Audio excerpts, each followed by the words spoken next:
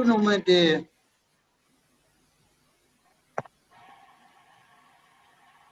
Turo. Kaitong kan rin hele. Setting kamera ni. SB mana mo eh. Naman.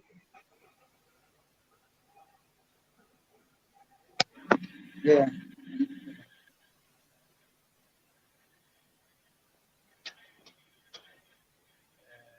Live sing anta ka.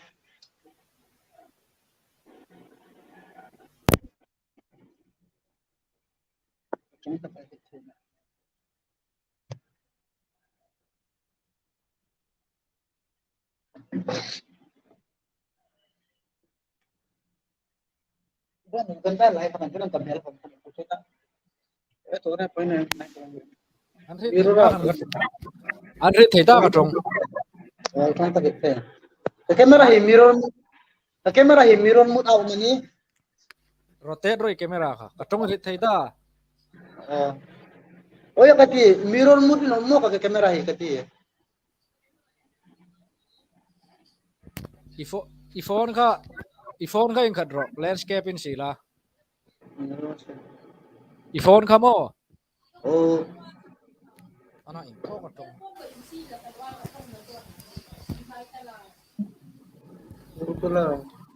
Katong theta kan.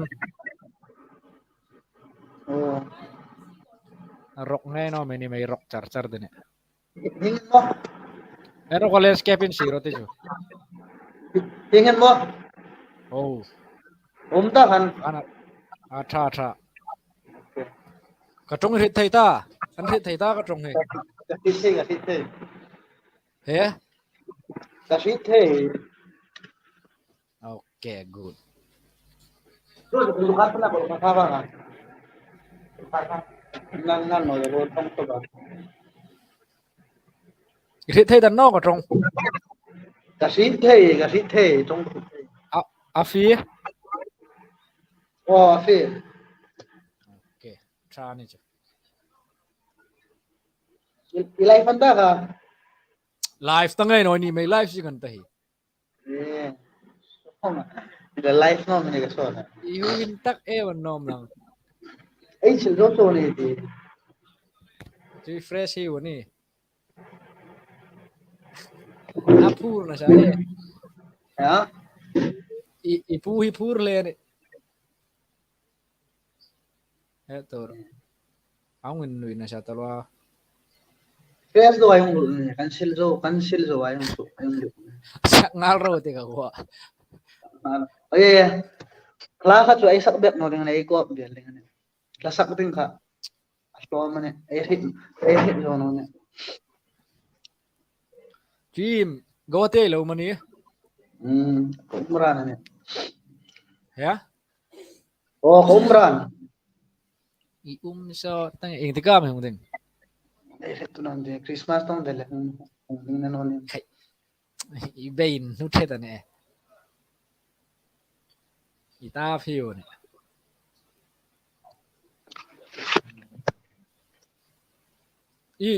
Thôi lên này à ni na im. Bilan juk lak lawan ni. Am dek sa mi pek sing. Kalan tu sing ne. Kom gitaris pate. Azalin ti. Adza pra. Iyo zala. Ano ito? Zalin mafeng ay ring na yakin.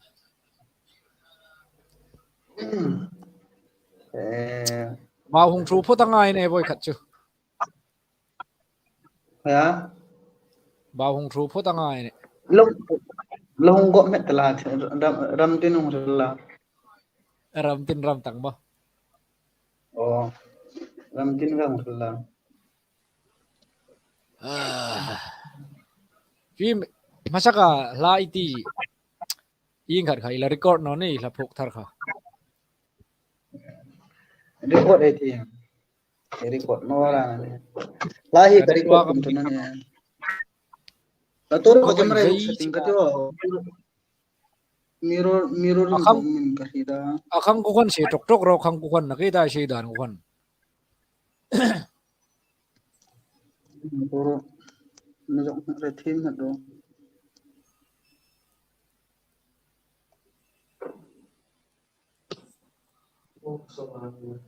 hmm Akhang kan si ro khangin. Akhang kan o khangin.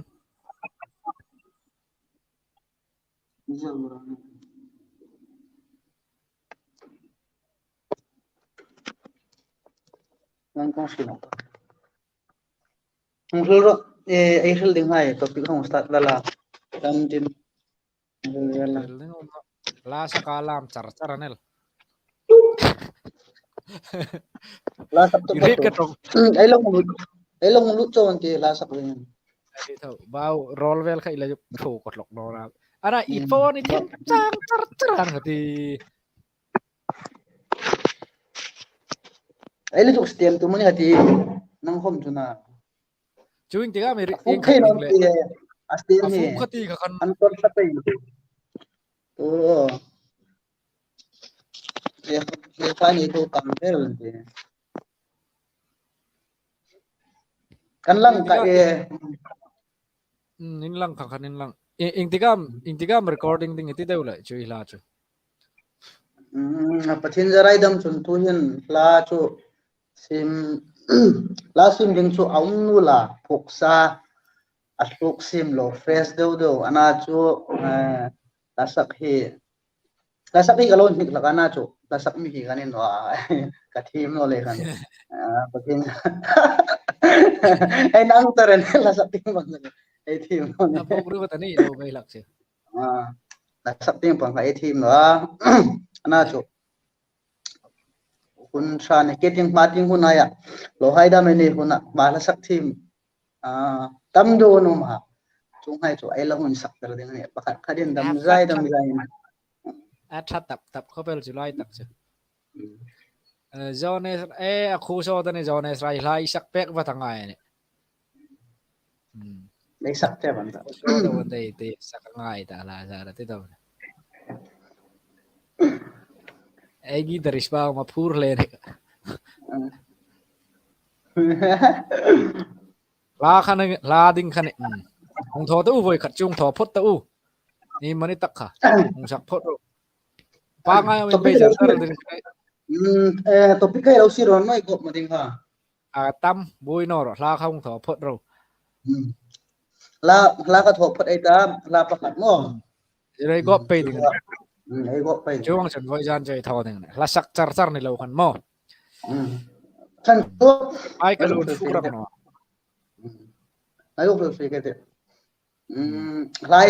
la tâm đôi sắc nó mà chú hi live thing hi tụi ta live platform mà用gì hết YouTube dàn tiếng han class cái trên class cái luôn này han ấy hậu tụi pa sự thăng sang hen live anh này version chu atia han chu low live ibo ding ka chun katani kha ibo camera kha inai pha la ibo ka kat pe han chu low live ding ni chun at least 1 days before ta mo ang ha pre plan ang do ka ngai chu sun chu la khai kha ai low in dung de ngai ni chu inga mai sak ding lyrics ti hai kha mo so in dung khom rem sang lo zan ting in ka hlun hu bok dar sari vel khan ai hlung chu slai ka sung ai kha rai om ni bok kan la hai kha ai en man be be to na chu pakhat pa ni vel chu kai ung an man ka chu ale kan alo clear to ai khom kan imelo he thiam na ka hong ni na ni amasa in tong hlun ro sa na chu chung lai jing la sak thim kan no kai he la sak thim kan no karul pa ania he YouTube channel lai tu sangwal sangar hal sun he karul pa ania hi YouTube channel lai hen ke khom content pakhat ko hong thang anel ka ngai na ji nen tel na ding ne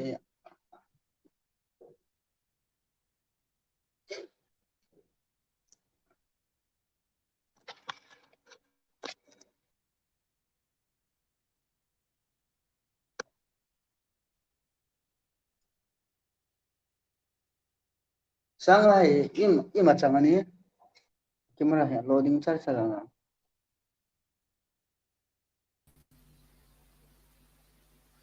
Katong hit thay.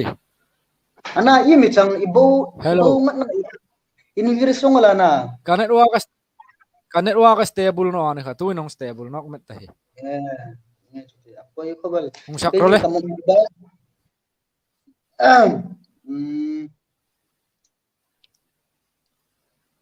Team ka tayo ko ma.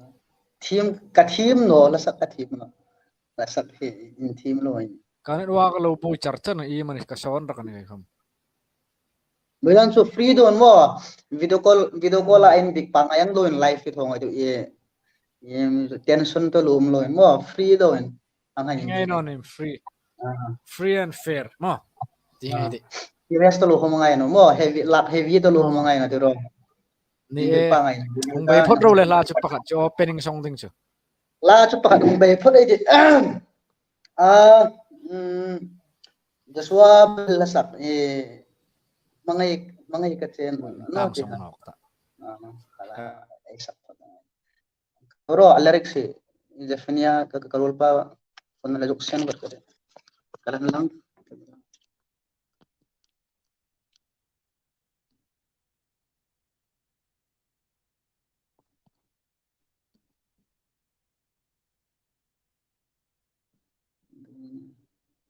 Ito niya.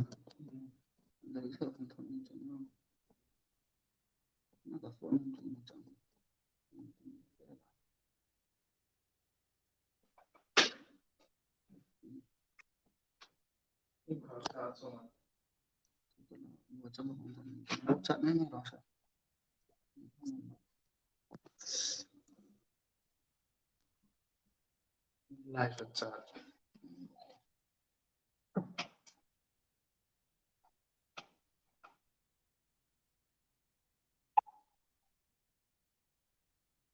Oh, baca pa. Ano? Oh ya, tuloy ito. Iwal.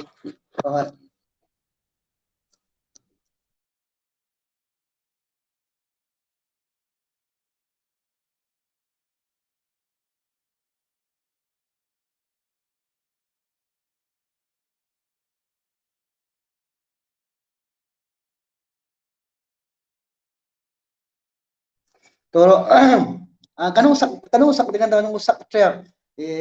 Karul pa mo balan sa kun alazi ka kan end dengan.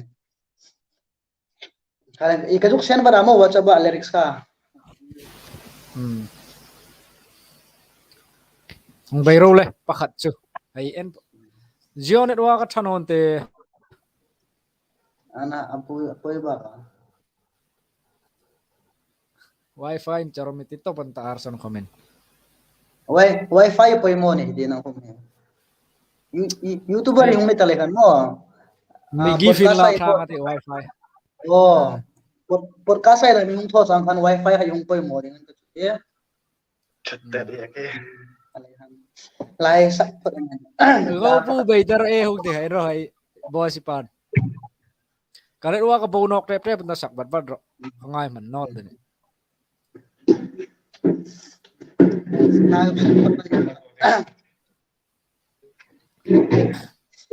Yung lama na nung bay dew ding tuhin. Ya. Yung lama na nung bay dew ding. Alam niyo mga ikatsen no man yan. Kasi ito no. And the sober lasak. So blachilan alarik sa kami yung form mo na mo kalay kan loret rin. Bay raw le.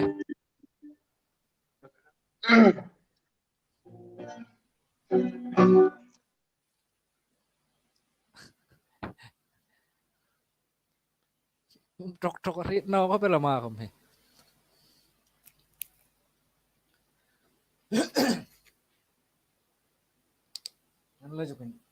Ano jukin setting ni lay nga kay.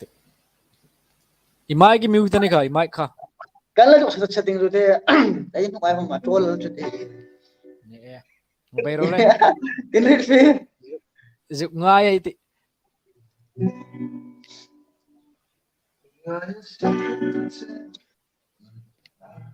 Ngaya sing tuje dam ro. Imit li sufan uding tuan kana bangsa will from Ketrang ngai pel ro From kim no na ku vela the shrinan suk from kim tu yani Rathe lai ka house na lung nai la katlim na ta kini mang nei che chosen ka che Pandai kitchen maka Oi te long ai la la Mang ngày che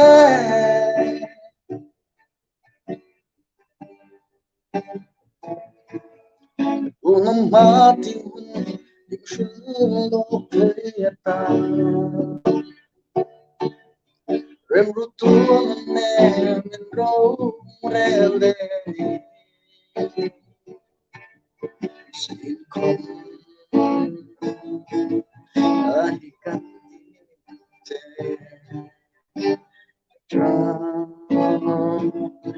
Mangai na From kim no na kapela Kashrinan Sufam kim tuyali Rathe lai ka house na Lung ngai laya Katlim na ta kini Pandai che Chosen ka che Pandai kitchen maka Telung ai klala Mangai che Untuk saya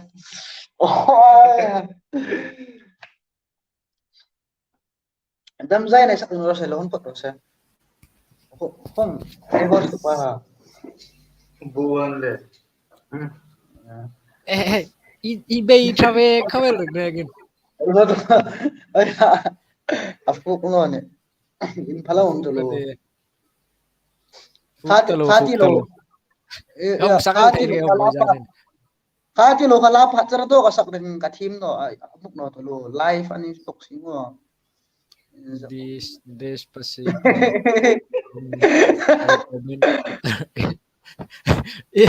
sắc thầy đi mà cái rít lê arson kamu Despacito ông request stop change itu unreally unik aja cucu matung am yo matong ko minan let no hala katong ya alan ok tutut kay net wa ka chano to pan swing tho man an ok le baga high speed about amo booster itu no booster ami booster hi ai thuna jo i mai ding kha a daily limit ang tak tak kan jo fast back tanaw ne booster hi mo lo mang no tok dengan no live ai ni min rebik lawa o jan ting ai juk ngai tu thu ta ai juk be ni hate ni ngai di jan ting kon yung sul sul ai ni kon yung kon masuk saken hello ai juk live tok voi no voi jan jo ai trial ang de wangai ta mo ni dang thado rai tho dengan pathin zarin da mai ta ni dang la be ne voi jan jo gop pe lai ta hin Chewing jam lai lan nei la tu khan ready sa deu ready made lati no tuta in kan suk sunga class kanung trina in kan sunga like kan sung zuat kan sila ai live to pune ready made ti no in zo taro like munglut taro imiteral go la kan lazi kan lyrics kakati lyrics pa ni kan si kaso kusik to kamo to lapan ni ko ang do ko sunal sak tingang iglam pakhat su balance lapa ka chu Kristina sakum lasak na kay kala pu kami pa kaya no kay kala pu kami pa kasakal the check-in sak ngay no tini mo chu poi mo takan kakaisak no jen rem chang la kati Christina sa kum la chi ing la me ti ha mangai kache kathim dan po hindi man la kala ana mangai ka boy jan mangai ka che ti deu ko ngan che ti la du ko phan mangai che na mangai ting pangathok deu ni mo tu boy sun boy jan jo asan so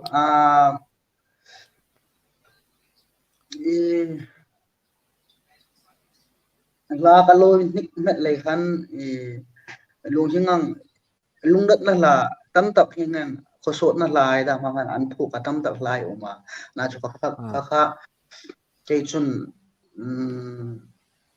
ka vangai na to no ne ka vangai na pek to no ne chu mo than chu la ka tam to kan ta chu kum khat sungo ko min la tam tap lung nat na thu da in ngai na thu da khosot lai da mo ka ataman de chu lai hen khale khan mangai na la au su na hi ka ngai na chun la tu hin la ka phuk sa ka mo ma chu la ka phuk ai kom chu mangai na la bo ni ka phuk mangai na la ting pa ngai na le la hlur big lam la khai ing ja me phuk ta reng reng rim rim la hi panga peruk vel tu in phuk sa oma ana sum no le khan sum ke kami mali ni sum kalen ai no le tho su le ne no le khan khali khan ela suk dok the no ne ma ting panga peruk vel sa inai tina ne churi sin ila phuk hai dam min an sak ta rim rim kala phuk ti karul pa kan sak tera mo pakhat aflonga karul pa kan sak tera lal thui sang ren sete DDM tin an YouTube channel singan da mengmoy tin ala sub title ka lo ba jong la chu kala ni la phuk na sak dok chu pakhat le chule sang ni le som parit ti ken ka phuga ken ka sak phar pura ka thim no ana chu ngai pani chu sak dok ben uma atana chu la sak dok lo ni sak dok ding tam do lo ni ingani chu okay pakhat ke pale sang na sak chu ang chula ni la sak dok chu lal thu sang en pa sak dok a chun ken pa sak dok a mo chungai pani chunal chungai pani cha chu la ni sak kalan sak doktor pe ding ani la sak thim ini mal ala sak thim ai kalan sak doktor pe ding asan tu khomin la si cha tam lehin na chu rem chang te ding pang mo mi mal ting pang pa chu sum pa pe ding kalan to del no le khan ela sak sok ta the no na chu mi chu ite te hong kolkata paisa kan khol to kai kan kalan sak ta na chu mi chu ma ting lo kan ni hu na chu kalan kan sak in doi thak lo in ma la sak thiam ne kan sak su doktor zung ngene itu ruhiu tu kan jete ba lak chu nang khomin sak su no tini me no sak kasak su num khobel ani nge lasak hi lahi kan ni ka thula lahi kan ni ka kachin tiang to kachin ti dal ka ka hle rol an to kan thula lahi ani nge ka lon ni ka na chu mi rok chu lasak hi chu hinga professional ta la ba sak ding hin chu karol hi thatok no chun kathim tok no chun ke khoma kan thi da ka strategy ka kala kan thi le khan midanga kan ek athim la mo artist anu mai kan mai kan sak sok pero le mani attack ko pel lak chu ai ni chu hiu ding tina an asan chu chulai chulo sei lang marahin ani nge industry hi ai sim te no san chu ai population le ai nam mun hin ai ramai ne no le hin hanga chu ta ka industry hanga music industry mun hanga movie ko mai hung sima aflong tingai una hai to chan pot man sim jo jo movie industry ti homen industry tak tak pa kha even nei the no chu ka music industry mu khang tak tak kai ele nei the no jo ana chu miruk chu ma tinga kai kalo tum dan chu la hom thu la hom tam tak kalo nei ta chung lai chun platform ang do mo e producing oh e hing mi dam tak e produce ser su mo kanu mani chu chu thule la kan ni hai kha in sak sok ter kata ni hai ka promote ding ang do ya chu a thule la de chu in kim aboi pui nai ha chu ke sanga swai bo ko ka ken boi pui kata ani hai ta dengan platform tha artist hai ta dengan kasim platform a chu industry ta chu ka tu industry ang tak chu ka de the no ana chu ke ka personal in ang music platform ha youtube ha ya kangan kasim den composer composing hi kan len composer kan itu composer le producer kan itu acha trave kho pel lak ko chu tu kan e milan chu le tu on go te khan coaching la tuhin chu tuhin Goethe University no ya MA history kan chuk jing ai third semester ka thoa kum thar lehen ka so den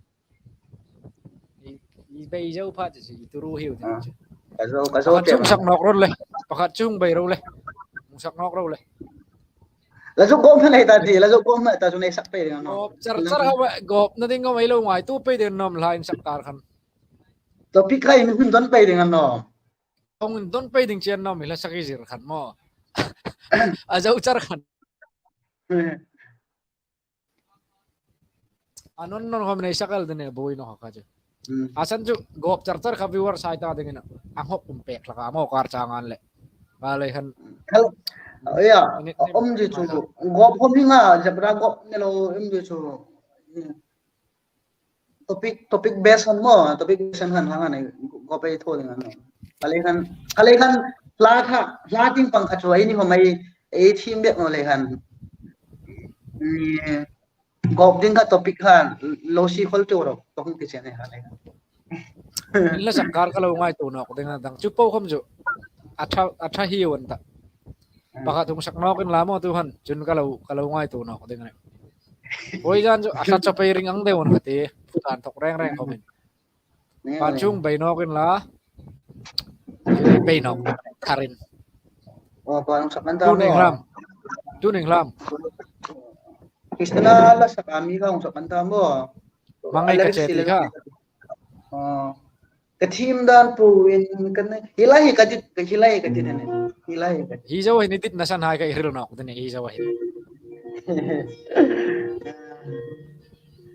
tawro hi char boy ka che kha athule line ka lo che des pa se to kha dev kumaru hai le an sak je la kani ke kes tom kha adine ibu arsonin ama khom arson khom film sim tum jinga tuin tulai na boy pui aturu na sa dingane film sim ding he location khom aturu dingane o film sim sin la chokobel lo en sa chokobel bunda ge lom sin la mo on pe ding na musak ra le mangai ka che ti ju in ngu pelin lo hai ngai tla ngai ti ilayan lyrics ra du na ni ro sa thim pa to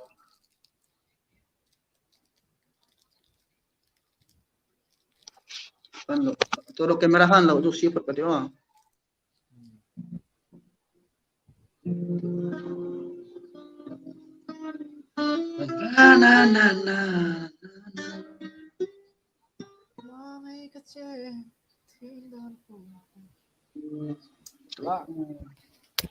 la dam despacito ni lo deu dam asakin hoi chi deu dam in num le hung location la asak thai da bom jon asak dengan oh en tu hai kha in fel thai en lo ena lo minum khopel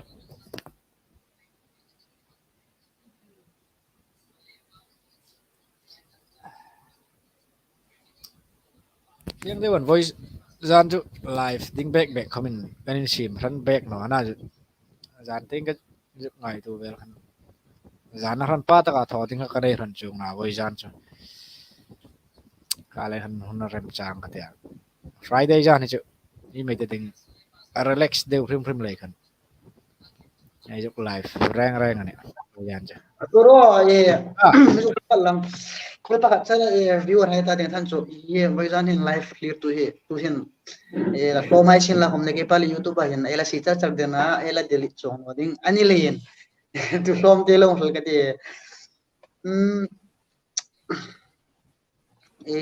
la sap thi mang khomin in mi mel hit mi khomin mi mel hit chung nong in ta than chu youtube hai hom chung nong in ta than chu la sak thim hong kani chung no ai ma la sak thim bila sanglin hai lalring lin hai jaswa buril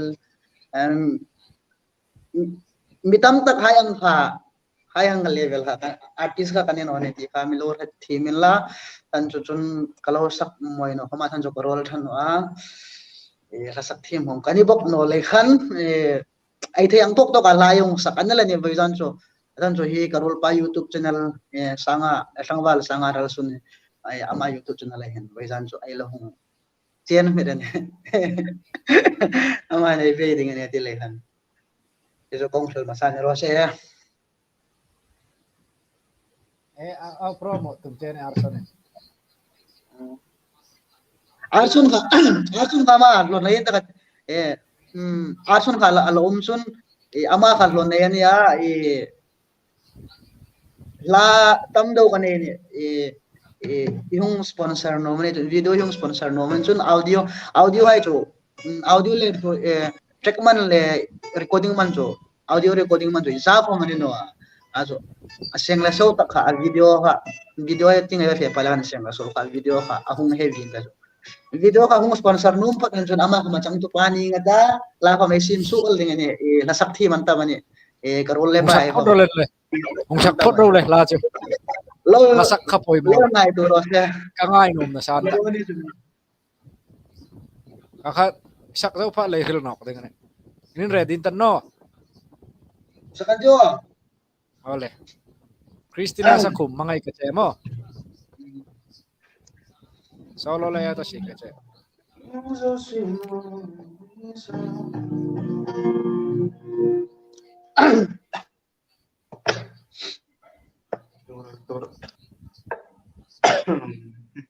Yan na dito to.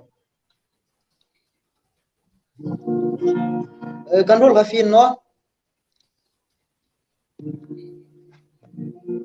Kali ka buhin lang po yan.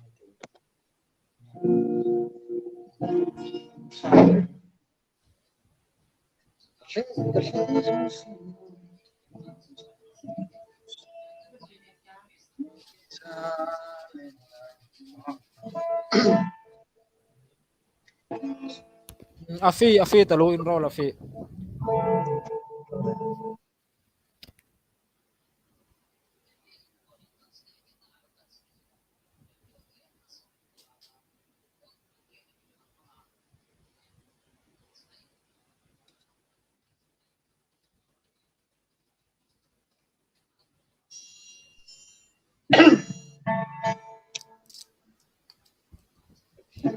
So sino isa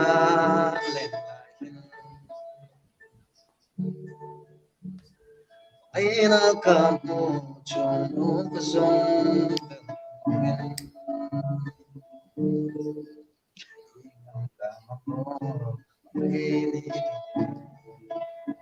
atau ran mo yun to ano ito lang yung saksakan de ano ito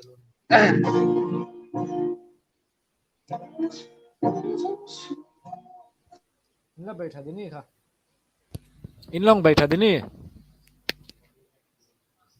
atau orang besakan ti ano ito kalau mo irul mo rin eh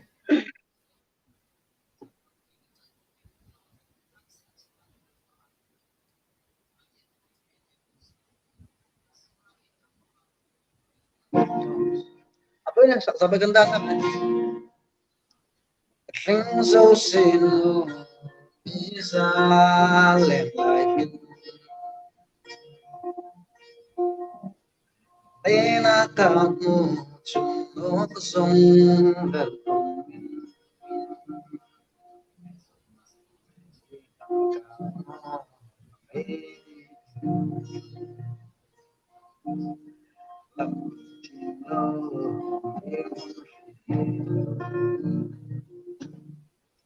Mangai kece ketim dan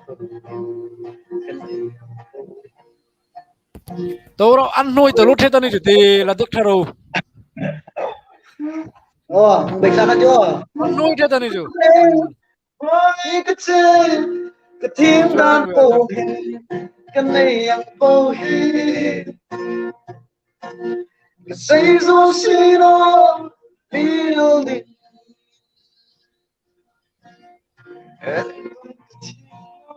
ketim dan pohe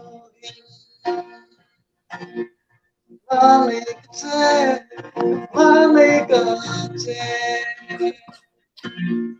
Ain na atlong ro lang lang kong kong lo Adore la gai tharo kan hal ve la de Adore odo ba la sa ka de ATM kalau soal talo akat cil kan hal ve la de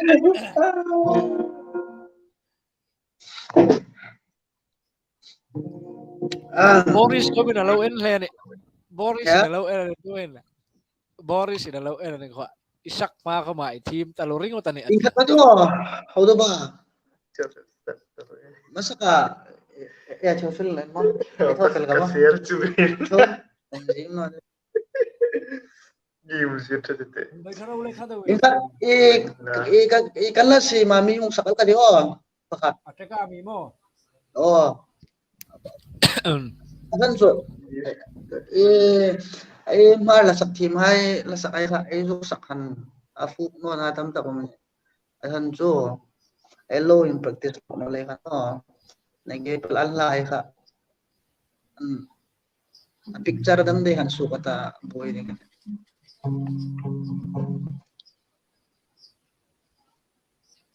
bai ro le illa si mami ju kalau soal talo akan thal ve la ni kai hom ah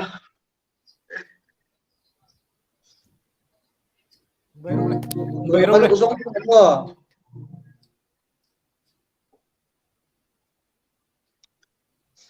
laptop ba kasi mo laptop ba mi check na kasi kusong to carson logo loading ngai ti asan so ala loading vela kulai a file kulai taka kasi mani ka hit mo ne so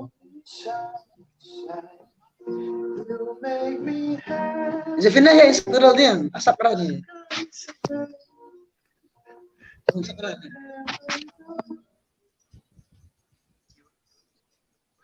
ha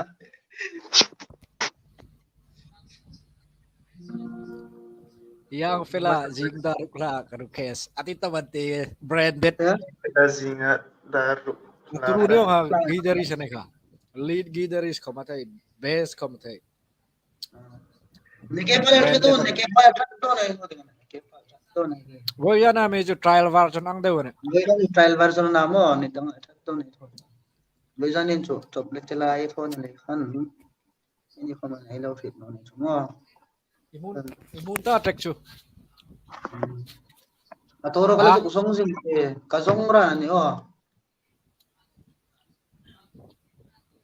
jeral ne amoy talu bay tak tak rawati fil the ne o kapute jeral ne hi camera to cover ka dio kasong ka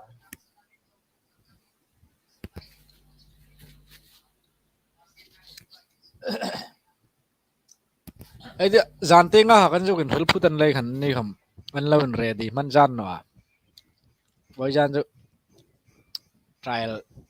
trial version ang de khan lo ngai la ne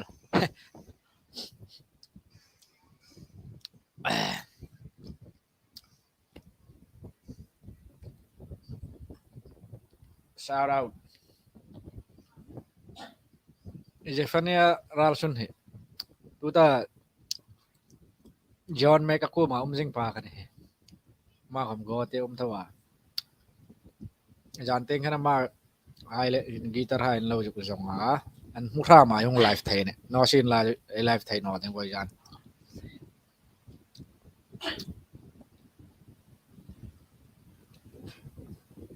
to feel Theophil pakumate.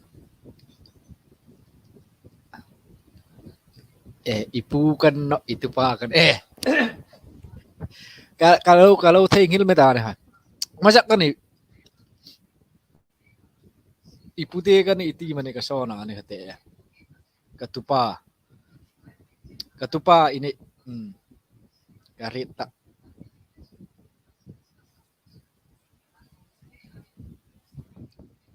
Please. Branded please. Kilaya iti kamo.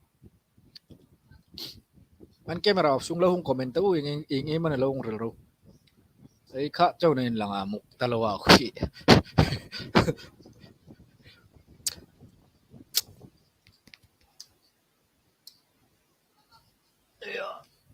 Lalaw sakil di man okay.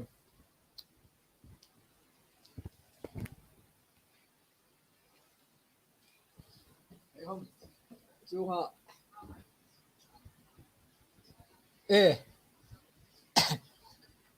inlong manta ka. I-mic on ro, i-mic i-mute ni ka. Kamay kon man kalaswana. Katong hit niya. Kahit tayo to yung saktar ya tiyo. Theophilin. Errol pa niya.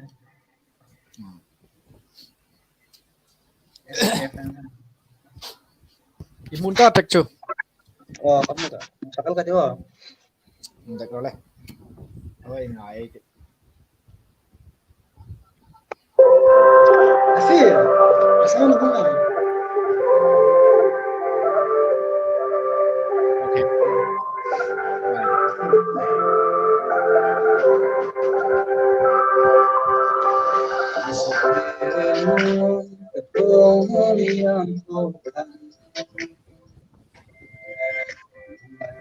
Okay. Ayang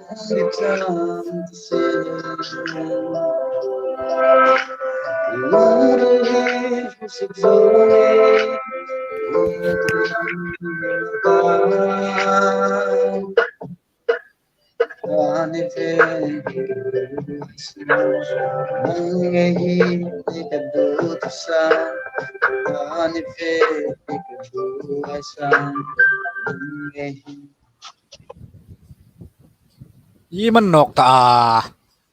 Anay lui yuk tan sari na yuk bau no ko ni chu.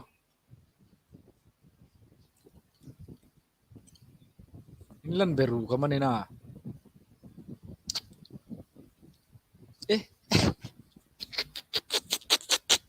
Ila to.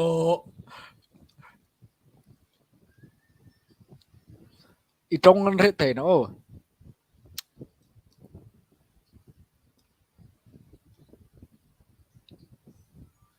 Mike. Tuta kamu. Na phone kan tung nakali. Kali ka buka alon to sani kati. Kali ka kun lang ni. Hong bay nok raw len le. Amuk mail dat couple. Sak na pa diwa. Apuy hiwan ta. Ay turu hiwan ta. Alum yung nga. Bauru ka hot bauru ka dang lammet anta. Bauru ka dang lammet anta.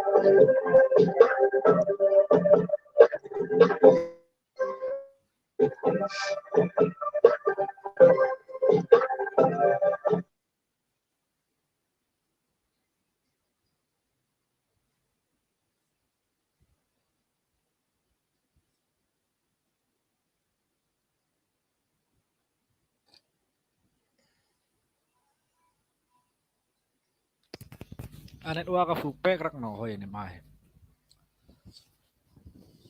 Wifi connect juni a. Na ji man ti tak na fuk no thlatel. Pat di ni nan lang. Im Im ka panini no. kom da Panini uma na. kasi no ye Pagati ahung remove ko bo tayo. mo tu kan baka ji chu ahung bo thu ni mo ahung bo thu da life ka bo man da ka sona kale usara limited ni dang le lalas de meni akarkat pa man di bang da topik ay kasal di ne Tu da epo kal tu ta sak kala po ko ni te jo. oh Ay ne ta fuk no ve ne wa boy jan ni matang ni ka red big no ne kon. tu da kala sak kachu ken ka phu kan na su kalai bung pai na phu kan ya mo kalai bung pai na phu kan ya lofi music kan ya ka athan LMS kan asim ni jo ha ken sakal ka te me sakter ta ka te ni jo lofi music kanal ka ti lekhan to kan ka sa kan de apok tu pa jo zon mark zo te ka te Khakaril la kha enro kha. nakele ala ka yung oh yung ay itanggal arso ni yung thot hay ding ani po video yung sponsor hay ding ani po audio le recording chu lawai tu pada audio le recording man chu atam pamanit tung na kala ko ay katita ka sangli sanga pagalin kay kom audio le check man hay chu check lo sim ter kata audio recording kom loy thoter kata ba em la sak hai pakatak lorui kata cek hai loin sim terung kata chun lahom loin record kata music video yung sar theding ani pot chu esimal dengan aboy thakma nang male acham to painin langal dengan Ay ne ta fuk no tala boy jan ning tel ting pang ko ma thok ne kai chu mo. oh Kai ko ma thano thaw ne nang ko ma thano thaw oi. aboy ka kubel Next chun chu.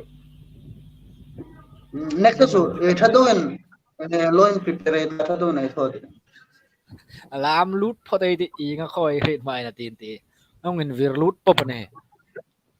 un lam zo la kan un vir lu sabel ro na bok thi do men perang ani per sabel dengan kang ting pang ka long ta Tu in chu thanok ta mo na chu ne ta clear nok ta ti ro.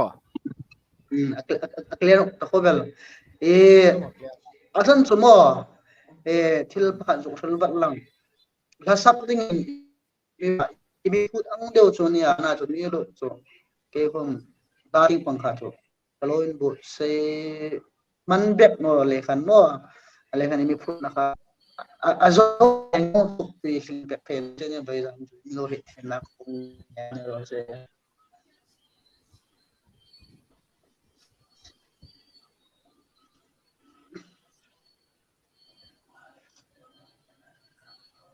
asan do composer kani tum le khan kani ring ang an la hi kap anil kan ting pang ne la hi ei zo phu la jo sak ting pang ne ro na lo jen ne ei ne so yak na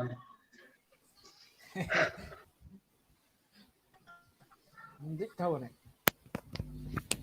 anh dik ve thau này thì không chứ mà nghe asan jo ei sak the ka sak the la chu mi po nei sak the ana jo khangang aslafal bi kan eva thim no ati thu anel ne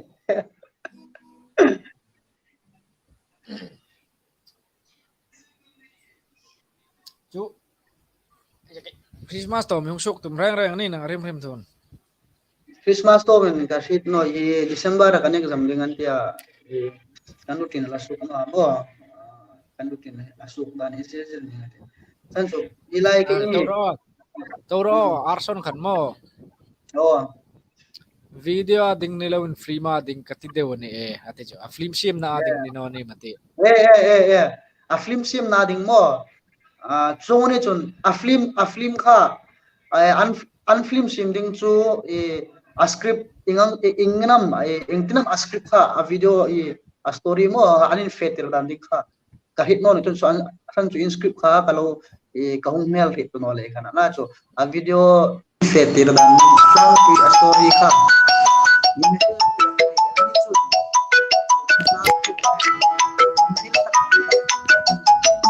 phone man le hung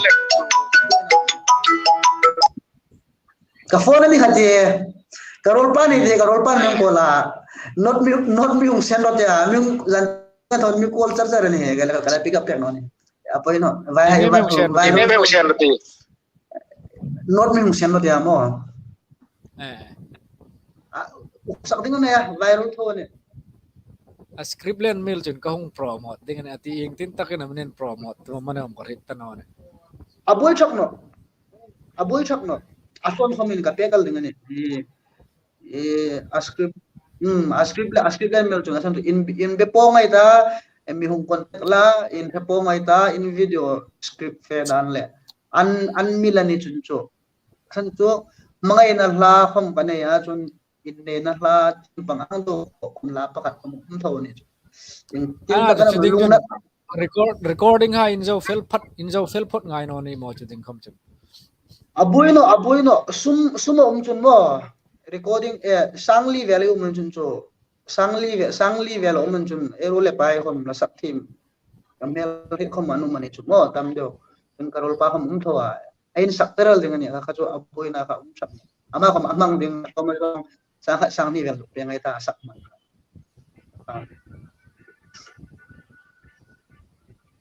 ada ngai ka chu recording man haya tak man hai tum ding ai phot chun cho ai sak teranel la sak thim hai ka chu nang so an film sim tum chu tin ta kanam film chu lungnat na ting pangum pa eva clear thain chu mo la kha chun mangai na ting pang ma script fe da na jo kolai ta kanam khal la kha kun ken nan ei la film sunga movie sunga kha ahla kha kolai sin ta kanam I de jo eva silu ding mo ha khalai eva silu ahla eva silu na ding hun kha an mi langai ne chu enten nayan angai so atang to pale atang tu no aning kara buina hum sunga an lo in che ta da mani chu kha lung na ting ang do ha angai nga pan so an no chun asung le ko hai vel mani hi southing pang an movie hai ang do mani anu mai nu apa dang chang to pa han dit pu no chun chun khang ti vel kla kha asim nok ba no mani ale khan la kha kolai an movie asin han kolai hun ta kam sil ne ti ka ala ka poi mo ne an asan cho video an movie ka alai lung lai ai lung na mu na kan la kha eva silu tok the no to san chu whole story mo an movie whole story an film kha story po kha abasuk boy din ta chu la khan pura la khan alo poi mo ne chu la kha ahun no ma la ni anna le ni ei tirmo na la kha amun rem no lai khan a film sung han eva silu tok ne chun chu eva silu tok ne chun ahun a video fe dan hai le kan ahun mil kan wa ni an ejo he tin dem kangai dan so an dim ka het indicate anti kam hau ba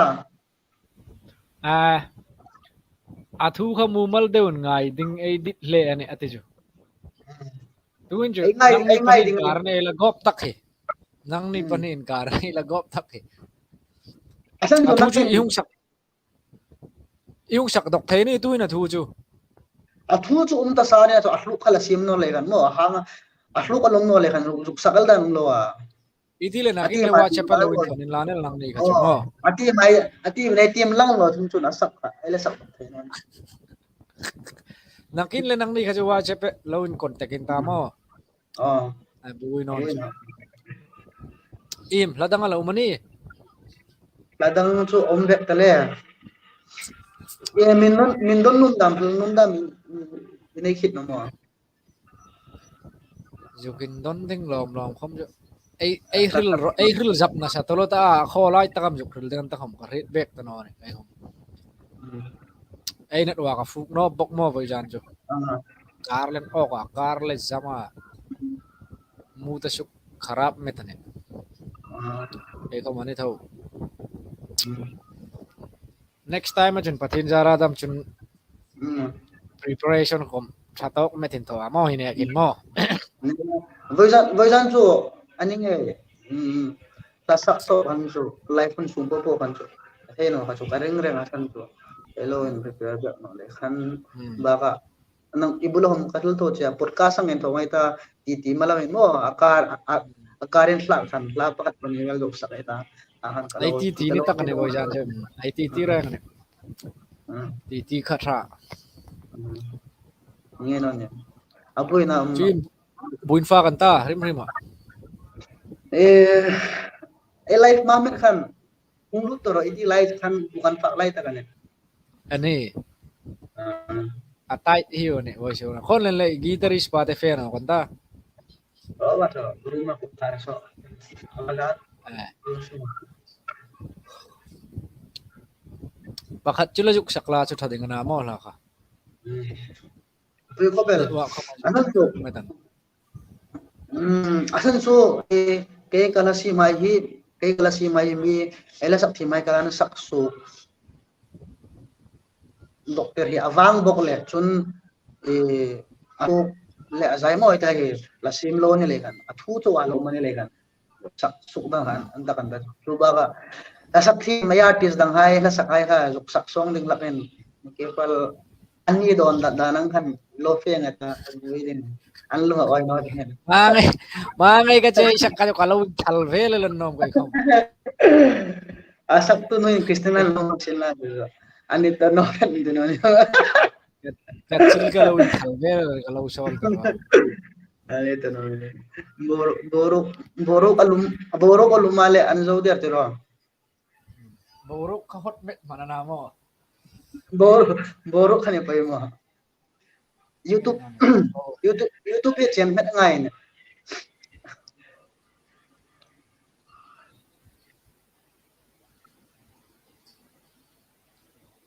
zonal no sak thai ring no lai sak thai no de apoi ko bel ne music track well la guitar boy de wa voi jan chu la ting pa du thu sam nei tho pakhat kom ready sa pakhat kom nei tan no tu kan jo guitar lem chu mo guitar hai khom la sak luk sak thai ring chu no mana chu amiruk chu ai va hit na chu an reng azo zai kan al lyrics sai kai va hit no na chu live ani box si video hi kun shot tak YouTube kan ding ani box si al lyrics sai ka ai hit no chang khat le thunun be khom la ri sai nei no ni na hom sai nei no nei di chao ve nge ring ne ken ani chu Cangkat le tu nang nang nang hung bai dala idol ai lo thang ti marcolin yap secretary pi ai idol ang sai lo thang ti gari da top 10 male tu ju kai ri ti da lo Kai no top 8 nakatat pa hung no. sabzil na dala Lyrics kata igil cu. Lyrics kata igil. ai ang turan jo ne ke ta lakan saklai laris kan ti gelak tu Boy na kang met no kavelan hoy tayo no. lyrics sai thai gil to bali chu lai saklai Ang met no kavelan hoy tayo tak no. borok suklum tu bek ni kan ro Playmaker kan deu jing ngai playmaker zong beka kache ta ngai. ni Or no pe kom playmaker anum no yen enan hoy non mo. ni no borok suklum tu hangai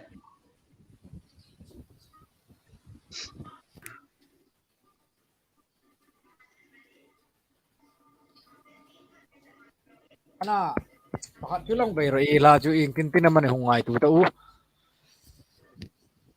Gitar lekan. ada macam ni azalan de karul pa kum so inalan ta so Ini no tahu. kastolan de kan ya di Gitar per kata yung sakal di manin le. mung sa tala nang bai khat chu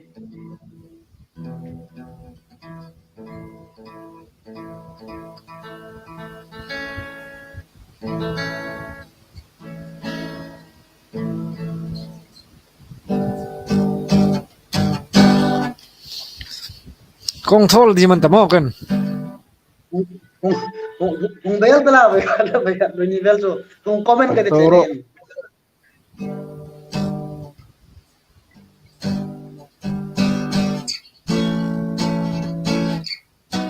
Asa no fit ho. afi dalo ana plakan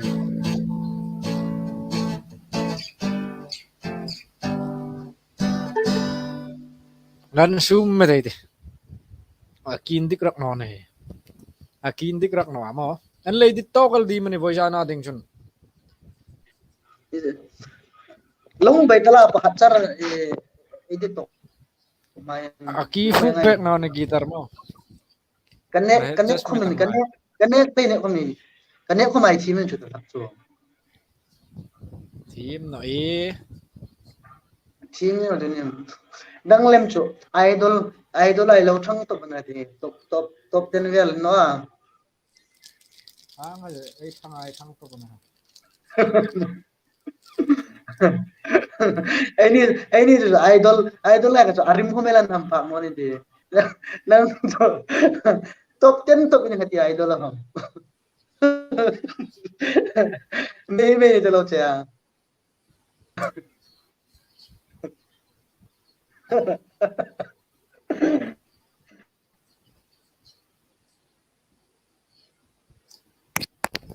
An le John Mac.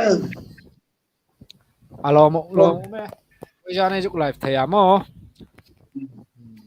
Zandar song ho malo. Patin ja rai dam le. Thale mung tho veng le. Ui hine ka uluk deu me tin tho thmai ta mo. ai out main mo ai out main ye karol pa Tangwal, Hilton Sang, Ralsun, YouTube channel है, लो share ला, लो subscribe ला, bell button का लो hit ला, लो share बंगरो, अमा ही तुला YouTuber थर लोग का मार्फुलिन, HSN tournament bu sale, HSN bu sale, मामेदा YouTuber हूँ इन लार थर लोग, थर लाम लोग बने, YouTube channel कौन बचें जारें anthang lin nat hobel ke khomin ka thalo fan pe mewa kum thar hai cho 10k ve hom subscriber hitel melani kaloti pe lele ya so lein ke khom theme lo in YouTube channel he kallo ngai lu pet em lein bai jan hen alai thing ke khom จะให้ตกส่วนก็หุ่นหลังเสียกันเนี่ยที่จู่มีว่าให้โป๊ะตัวไม่รู้ให้มีกองเงี้ยเนี่ย iba fail deo nang ni fail top chin benam idek แค่ละเงี้ยนอนนักพาเลยพา go bay na bay tak tak dengan enro gop โอ้ top sa sakkom nilo mo gop top โอ้ gop gop พาเลยกันโม่ podcast itu ada topik bahasan mo podcast di kado yung koro topik ting langai tu ngai ta lasa ko ini composer ay hung mating haya mo composer ay hung ni tumlekan sancho lasa ko ay hobek mo ne cho la thula lain ni grunga da cho sak suka ay team no ne cho ay lo sakla ay sakla ay sakla ko ni balikan podcast so ng topic sidang dang subject based sa mani no le hovelting pangamani insuk na mani ingin mani tanghay mo ramtin try mo anle voice na ding sun to kai ta lo mo nang khom ayung feel cha emergency de unti kai tin hot sarumin e hunga yung tiklay emergency ay dam pa rin sun jingkar ay tho phak lim lai high brass ma komen kahun chom lut to na lai kan aboy boy emergency sino ka thak no ne lom ngai taka a feel no kom don lo a voice on live lowen to kai po khom ai lom sa bok chewa mi lowen pen la mo lo non rak no komen chun